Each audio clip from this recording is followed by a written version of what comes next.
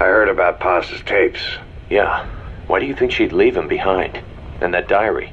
Whatever it was, her commitment was wavering. That much is clear. So she was leaving clues to help us? No way to know for sure. And the ocean's not giving her back. November 4th, 1974. At the outskirts of Barranquilla, Colombia. Contact with Big Boss successful. Zadornov posed as my professor, but Big Boss took one look and knew he was KGB. However, he does not seem to suspect me. To him, I am just a peace-loving student, and another victim of the CIA. We asked him to drive the CIA out of Costa Rica. To him, this means betraying his country.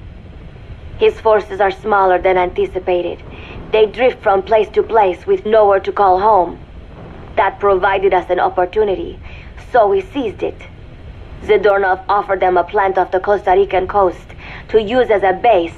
As expected, Miller jumped at the chance. Although initially reluctant, Big Boss came around when Zadornov played him the tape. All because the voice on it sounded like his mentor, the boss. Naked Snake, the man who once saved the world from the brink of nuclear war. Awarded the title of Big Boss for his service. He later became a mercenary, abandoning both his title and his country. To him, that honor was steeped in the blood of the boss, the mentor he was forced to eliminate.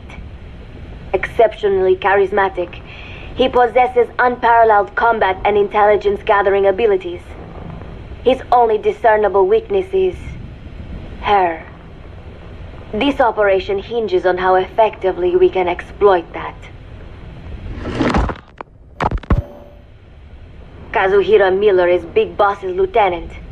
Half Japanese, half American. He once served in Japan's self-defense force.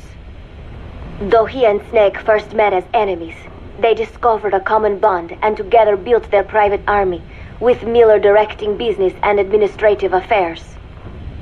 He comes off as shallow, but his true intent is hard to read. I must be careful. All that is clear is his infatuation with Big Boss. With East and West fighting over its control, Central America is now the most contested region on Earth. CIA Central American Station Chief Coldman has developed Peace Walker, a fully AI-automated, fail-deadly nuclear launch system with which he aims to reignite the Cold War. Snake's new objective in Costa Rica is to prevent that. Zadornov's, or should I say, the KGB's plan is to play the two sides against each other, turning the entire region red. Not one of the three parties realize they're all just pawns in Cypher's hands. Cypher watches all. Mother Base has developed rapidly since being established in the Caribbean Sea. They recruit more personnel daily, and already their mercenary services are turning a profit. Big Boss's leadership and charisma, and Miller's business acumen drive this impressive growth. Furthermore, joining forces with a faction of the FSLN has expanded their power even more. They have even commenced their own weapons development program. All is proceeding according to Cypher's will. I could not be more pleased. Snake's pursuit of Peace Walker led him to an AI modeled after the boss's thought patterns. It was incomplete, but, somewhat ironically, making contact with Snake was the necessary finishing touch. Meanwhile, the scientist behind Peace Walker's locomotive control, Huey, defected to Snake's army. His presence has greatly accelerated weapons development at Mother Base. I failed to anticipate Coldman's madness, but nuclear war was averted. However, this was only after the boss AI on board Peace Walker sank itself to the bottom of the lake, in what could be likened to suicide. The boss laid down her gun, choosing to sing for peace instead, and Snake, himself a gun, parted ways with her. In doing so, he reclaimed the title he once abandoned. He is Big Boss. Zadornov has been detained. Since this leaves my cover identity without a guardian, the Mother Base staff has taken me in. I am now better placed than ever to monitor their internal affairs. Everything continues to unfold according to plan. The developer of the boss AI, Dr. Strangelove, has also come to Mother Base. With her and Huey's expertise, they can now develop a weapon capable of matching Peace Walker. Development on the bipedal weapon is now complete. They call it Metal Gear Zeke. It stands there like some sort of mystical guardian. The soldiers gaze on it with pride and reverence. Big Boss has elected to arm it with a nuclear weapon. As an army without a nation, they seem to feel the need for a deterrent against whatever the world might pit against them. It is a dangerous gambit. Why do such a thing? Their nuclear strategy differs from the Americans and the Soviet Union.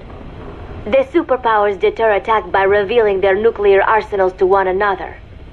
Snake and his men know that if they were to go public with this, the whole world would unite against them. Business would dry up overnight. So they do not plan on revealing the nuke until necessary. This ace-in-the-hole approach is their idea of a nuclear strategy. Wielding a deterrent, all the while unable to reveal its existence. I wonder if Snake sees how vulnerable this makes them. Yes. Hijack Zeke? Yes, I did indicate that to be our leverage. But I cannot imagine his agreeing to that now. But did you not raise them to safeguard your governance without borders? No. I have not forgotten. Cipher Watch is all. Yes, things are proceeding, but modifying Zeke has not proven easy. I am using Zadornov to buy some time. No, I have not forgotten what you said. However, well, forgive me for asking, but this is you I am speaking to, isn't it, Cipher?